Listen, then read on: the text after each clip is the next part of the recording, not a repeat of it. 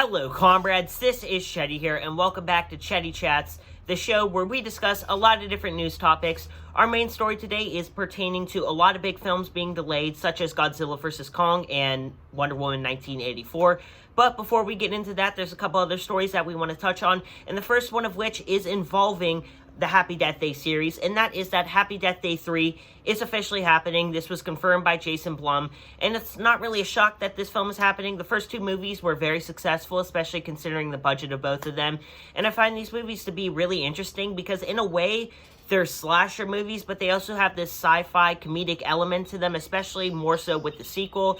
So I really like them for that. They're really interesting and unique, and that's something that I really like to see in the genre. So I think this is going to be a pretty cool film coming up in the horror genre. Speaking of the horror genre, we have an update on the new Evil Dead movie. In an interview last week with Empire, Bruce Campbell stated that Lee Cronin will be writing and directing this upcoming movie.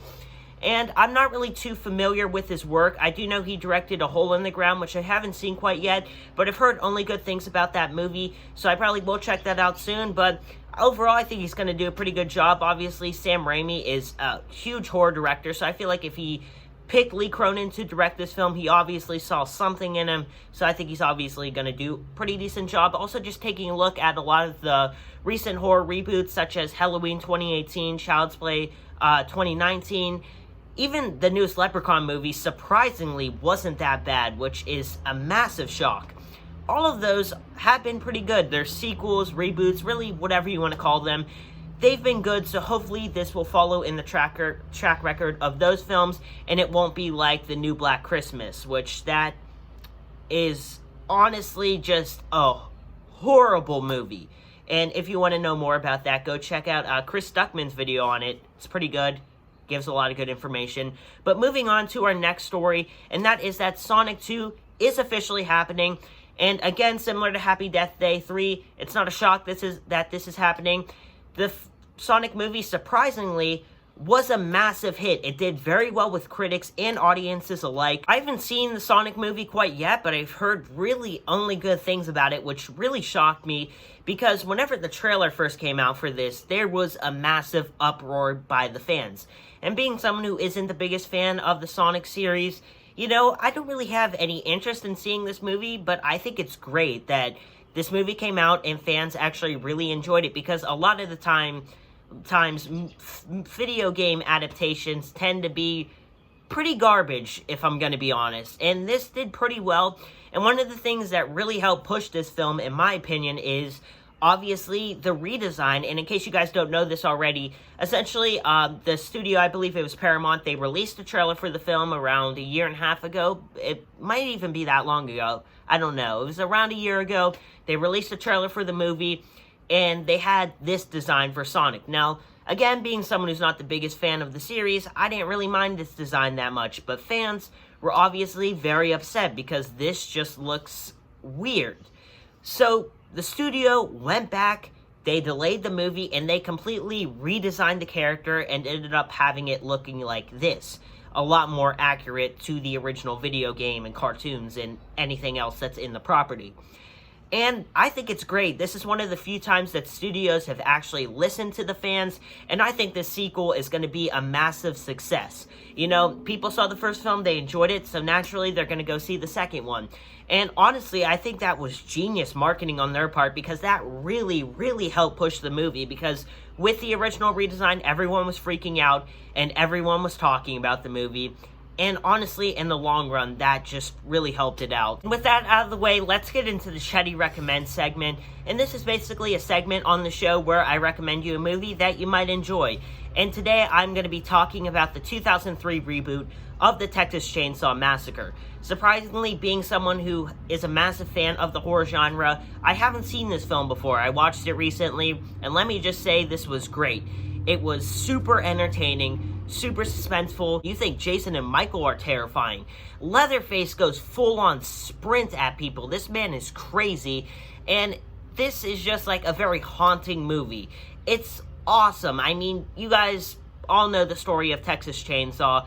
every movie follows the exact same formula, and that's one of the things I really want to give this film credit for, is that despite it following the exact same formula as every single other Texas Chainsaw movie, it manages to feel entertaining and fresh and not boring, which is really saying something with this series. You know, every film has followed the exact same formula. There's a group of people, their car breaks down, there's a bunch of cannibals that try to kill them. The only two films that have really gone away from that formula are the two most recent films in the series, and those ones are not so great, so maybe it's a good thing that they stick to this formula. And honestly, I think it's a great movie. I don't want to spoil anything because I think it's a really good watch. It's on Amazon right now, so you can go watch it if you have the subscription. You can watch it for free, and it's honestly just an awesome, awesome movie, which I really wasn't expecting, because usually the 2000s reboots were pretty garbage. Like Halloween 2007, good kills, horrible movie though. Friday the 13th 2009, another really just bad movie, you know. But this really stands out in my opinion. Really, my only complaints with it are I would have liked to see a bit more gore, although in the sequel, Texas Chainsaw, the beginning, we do get to see more of that. And I also would have liked to see a dinner sequence, because those usually tend to be the most memorable parts of the previous movies. But again, we got to see that in the sequel, Texas Chainsaw, the beginning. And yeah, that's the Shetty Recommend segment. Let's get right back into the news.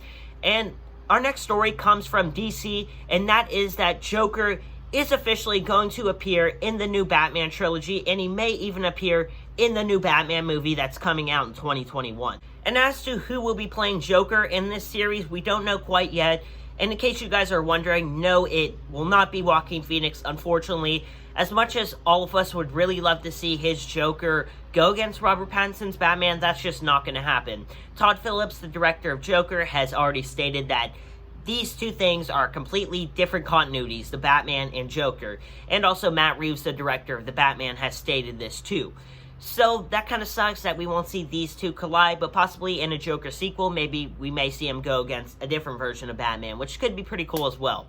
And obviously it's not going to be Jared Leto's Joker, because we already know that this is going to be a completely separate continuity from the DCEU. And yes, this is very complicated. There's like 3 different film universes going on right now in the DC movie universe. There's Joker, which is its own thing, this new Batman movie, which is also its own thing, and then the main DC set of films. And honestly, I think that's a good thing. You know, you want to stay as far away from that as possible. Good on you, Matt Reeves. Do not include that Joker in your film. But we don't know, like I said, who will be playing Joker. Personally, I would really like to see Willem Dafoe play him. Obviously, he starred in The Lighthouse with Robert Pattinson, so Robert Pattinson's Batman. Also, Willem Dafoe is a great actor. You know, he was great in Spider-Man, which definitely isn't his best performance, but he just gives such a like really crazy performance, and you can tell that he's having a lot of fun with the role, and I feel like he would definitely do the same with the Joker. Not to mention, the guy literally just looks like the Joker, so I think he would be great for the role. And I also do know Johnny Depp was rumored, but that's not happening. That came from We Got This Covered, and in case you guys don't know this, that is one of the most unreliable news sources out there, so don't trust really anything they say, because most of the stuff that they say is just complete bullcrap. Although, I do think he would also be pretty great as the Joker. Now, I'm not suspecting that we'll see Joker as a main character in this upcoming Batman movie, but some sources, some very reliable sources, have said that it is a possibility there may be a brief cameo of the character in this upcoming movie. And whether that's a post-credit scene or at the end of the movie, or just like a brief cameo during the movie, I think it could be interesting to see how they would include this character. And it also is rumored they may even use a stand-in, which that could also work, like a cool post-credit scene. Maybe have Robert Pattinson's Batman, he goes into Arkham Asylum, and you just see him walk into an interrogation room, and you just see the green hair from behind. That would be awesome, and then you can figure out who's going to play Joker in the sequel. But maybe they might cast somebody, and they might show up for a brief cameo in the movie. Joker is obviously not going to be the main villain of this new Batman movie. We've already gotten it confirmed by Matt Reeves and the actors in the movie that Riddler is mainly the main villain of the movie. And I'm fine with that because this movie already has kind of a villain overload. We have Riddler, Penguin, Catwoman, some other villains, possibly Two-Face. So if you add the Joker into the mix and have him be a major character, it might just make the film a bit of a mess. Although I do think that the film, having multiple villains, I don't think that's going to make it a mess. I think Matt Reeves is going to handle it all well. But whenever you throw a massive character like the Joker into the movie, that may kind of mess up things. So I think it's going to be a brief cameo, but I think in the sequels, Joker is going to be like a main character. And moving on to our final story, let's get into some of the films that have been officially delayed. So the first movie that's been delayed is Christopher Nolan's Tenet. It was originally supposed to come out on July 17th of 2020, and they pushed it back to July 31st of 2020. Now, this isn't really too big of a deal. In fact, this is probably the least, bad out of all of these. It only got pushed back 2 weeks, so I think it's fine. Unfortunately, though, Wonder Woman 1984 has been pushed back from August 14th to October 2nd. This really sucks. This was my most anticipated movie of the year. Luckily, we still are getting it this year. But this movie has been pushed back so much. It was originally supposed to come out in November of 2019, then Joker happened, so they pushed it back to June of 2020, and then they pushed it back to August of 2020, and now it's in October. And Godzilla vs. Kong is also being delayed from November 20th of 2020 to May 21st of 2021. Again, one of my most anticipated movies of the year. This was originally supposed to come out in March, and then they pushed it back to November, and it's getting pushed back yet again, and I'm just really hoping we get this movie soon and this release date sticks. And the final movie that has been delayed is The Matrix 4, and this is now coming out on April 1st of 2022. I don't really mind this too much because, I'm excited for this movie, definitely. I'm definitely going to see it, but it's not one of my most anticipated movies that's set to come out. But still, it sucks that all of these movies are being pushed back. Anyways, comment down below your thoughts on the pushing back of these movies and other stories that I commented on in this video. And yeah, that's the episode. Hopefully you guys did enjoy it. As always, make sure to drop a like and subscribe. You can go get yourself some official Shetty merch. I'm not wearing any right now, but it's really nice. It's the hottest merch in the game. I know a lot of people say that, but I mean it. It's good merch, good quality. Go to shop.spritshirt.com/Shetty to get yourself some merch. And if you do so, please DM me on Instagram showing me, and I could give you a shout out, possibly. And yeah, I'll see you guys soon with a new video. Peace out.